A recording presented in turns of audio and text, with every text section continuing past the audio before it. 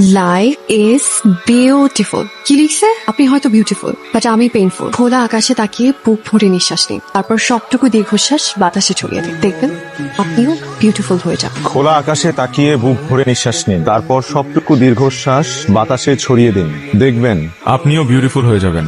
শালার কোন পাগলের পাল্লায় পড়লাম? কি হলো?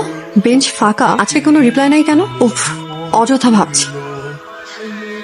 আপনি কি ম্যাজিশিয়ান?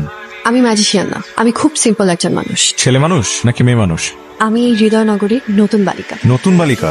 আর আমি এই হৃদয়নগরের পুরানো বালক। পুরনো বালক? ভাইয়া এক বক্স চক আর একটা ডাস্টার দিবেন। এই যে নেন 250 টাকা মাত্র।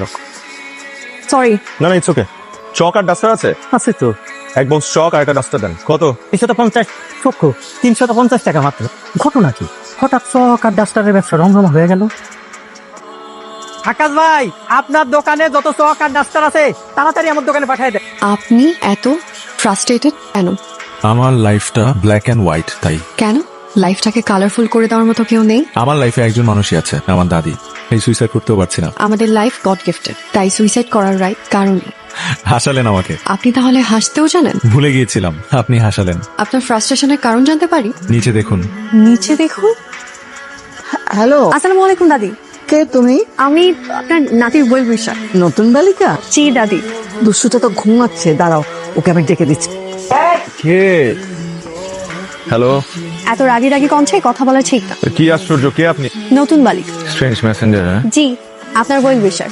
আমি সুকন্যা। আমি সাব্বির। আপনার হার্ট রিস্টার্ট দেওয়ার জন্য কল দিয়েছি। আপনি কিন্তু প্রথম থেকে আমার পার্সোনাল ম্যাটার ইন্টারফেয়ার করছেন। বিষয়টা আমি একটা ইন্টারেস্টিং গেম হিসেবে নিয়েছিলাম, কিন্তু এখন কি আপনার মনে হচ্ছে না আপনি একটু বেশি বাড়াবাড়ি করছেন?